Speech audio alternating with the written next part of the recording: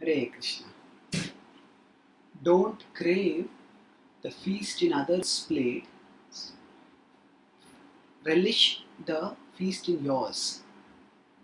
Suppose we were uh, invited to a feast. Suppose we were having a feast, but it was such a feast that everybody had slightly different items, and we had some item. So others have some items which we don't have. And suppose we got so caught in, oh, here's that item, here's that item, oh, here's that item, here's that item, and oh, I don't have that, I don't have that, I don't have that, I don't have that. And in that way, we become so agitated because of craving for and lamenting about what we don't have, that we can't relish the feast that we have. The items that we have in our plate are also tasty, they're also delicious, they're also items of a feast, delicacies.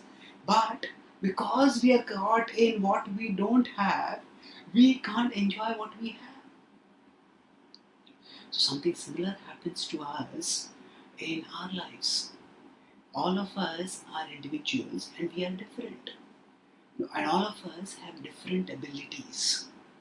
And depending on which culture we live in, depending on the socio-economic values, socio-cultural ethos, in certain cultures, certain things may be more glamorized, and certain things may be not so valued.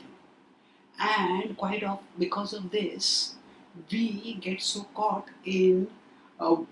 We think, oh, we need to have these. I need to have this. Then I'm successful. And if I don't have these things, then I'm a failure. And thinking like this, we end up wasting our time. We end up craving for things which we don't have. Suppose somebody has a very good singing voice. Now, we may be good at mathematics, or somebody may be good at mathematics. We may be good at math. We may be good at singing, but somebody else is good at mathematics, and we start craving for what we don't have, and in that way we don't appreciate what we have. This applies especially to our talents, and because of this, now the thing about our talents is that if we consider a feast in which now in the feast the things and the items in the plate are easily visible, but for many of us, some of our talents are not easily visible. No, we have to observe, we have to experience, we have to experiment, and then we discover what talents we have.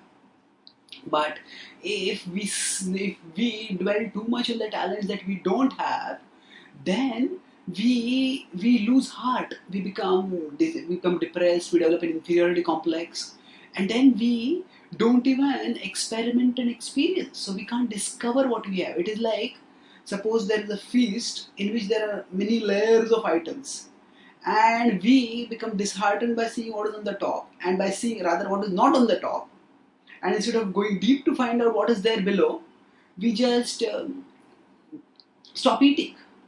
So like that, when we become depressed or we develop inferiority complex, at that time, quite often this is developed because of seeing what we don't have and becoming obsessed with that. And because of such obsession, we don't even endeavor to discover what we have. And sometimes we also know some talents that we have. And although those talents may not be very glamorous, but still, if we use those talents, we can develop our self identity and self worth. But unfortunately, again, we lose heart because we lose our mental energy because of craving for what we don't have. And thus, we can't appreciate or channelize what we have. So, the Bhagavad Gita tells in the 17th chapter, verses 14 to 16, different kinds of austerities. And one of them is the austerity of the mind. And there it says, Mana prasad saumyatvam, maunam atma vigriha, maunam atma vinigraha, भाव संशुद्धिरित्येतत् तपोमानसमुच्यते. So Manah Prasad means satisfaction of the mind. And Krishna calls this as tapo manasamuchyate. That this is the austerity of the mind. Sometimes we may think that satisfaction is just a feeling. Oh, I feel satisfied, I don't feel satisfied. But Krishna says cultivate satisfaction as an austerity. Now, how do we cultivate satisfaction? By avoiding focusing, dwelling on things that induce dissatisfaction. So if we don't look at what all is there in whose plate, we will not feel dissatisfied. And additionally, if we focus on what we have in our plate and start relishing that, we will become satisfied. So similarly, if we focus on the talents that we have and we use them, then we will also be able to progress, we will also gain success, and we will become satisfied. So there are delicacies in our plate also. Rather than letting our energy getting wasted in mental energy getting wasted in craving for what is there in others' plates, we can focus that energy on discovering and relishing what is there in our plate. Thank you. Hare Krishna.